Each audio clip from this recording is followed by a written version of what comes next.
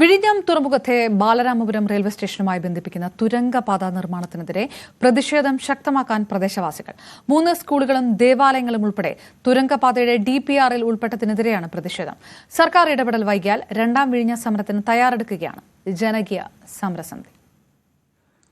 Balaramapuram railway station മുതൽ വിഴിഞ്ഞം കരിമ്പള്ളിക്കര വരെയാണ് 9.43 കിലോമീറ്റർ ദൈർഘ്യമുള്ള നിർദ്ദിഷ്ട തുരങ്കപാത. വിഴിഞ്ഞം തുറമുഖം ദക്ഷിണ റെയിൽപാതയുമായി ബന്ധിപ്പിച്ച് റെയിൽ മാർഗമുള്ള ചരക്ക് നീക്കം സുഗമമാക്കാൻ ലക്ഷ്യമിട്ട് 1482.92 കോടി രൂപയുടെ പദ്ധതിക്കാണ് സർക്കാർ അംഗീകാരം നൽകിയത്.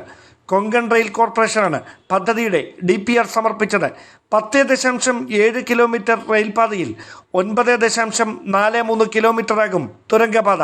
എന്നാൽ 500ഓളം കുടുംബങ്ങളെ പ്രദേശത്ത് നിന്ന് കുടിയൊഴിപ്പിക്കാനുള്ള നീക്കത്തിന്റെ ഭാഗമായാണ് പുതിയ DPRന് അംഗീകാരം നൽകിയിരിക്കുന്നതെന്നാണ് പ്രദേശവാസികളുടെ ആക്ഷേപം.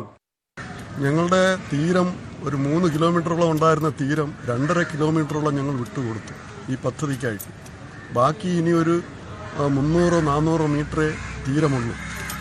ആ തീരത്തെ നശിപ്പിക്കുന്ന രീതിയിലും 500-ലധികം കുടുംബങ്ങൾ 500-ലധികം വീടുകൾ ഇരിക്കുന്ന ഏരിയയ്ക്ക് അകത്തുകൂടെ ഈ റെയിൽവേ വരുന്നതിനെ ഞങ്ങൾ ശക്തിയുക്തം എതിർക്കുന്നു.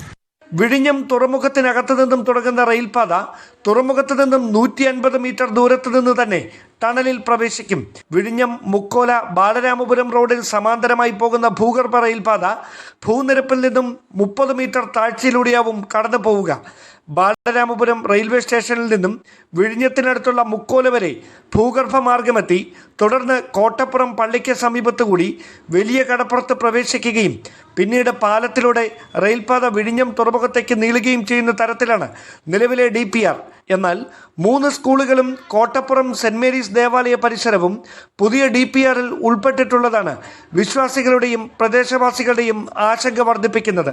100ഓളം വീടിരിക്കുന്നതിൻ്റെ നടുക്കുകൂടെ ഈ ചുരങ്ക പദ്ധതി വരിക, പിന്നെ ഈ ആകപ്പാടുള്ള തീരം അതിനെ കവർന്ന് കൊണ്ടുപോവുക. അപ്പോൾ ഈ മത്സ്യത്തൊഴിലാളികൾ ഇനി അവരുടെ ഏറ്റനങ്ങൾ എവിടെ വയ്ക്കും? മത്സ്യത്തൊഴിലാളി ഏത് തീരത്തിൽ കൊണ്ട് അടുക്കും? ഇതൊന്നും ചിന്തിക്കാതെ ഉദ്യോഗസ്ഥർ പറയുന്നത് കേട്ട് ഇങ്ങനെ ഒരു DPR തയ്യാറാക്കിയതിനോട് ഞങ്ങൾ ശക്തിയുക്തം എതിർക്കുന്നു. പ്രശ്നപരിഹാരത്തിന് സർക്കാർ ഇടപെടൽ വൈകിയാൽ പ്രതിഷേധം കടുപ്പിക്കാനാണ് ജനകീയ സമരസമിതിയുടെ തീരുമാനം. ന്യൂസ് 18 തിരുവനന്തപുരം.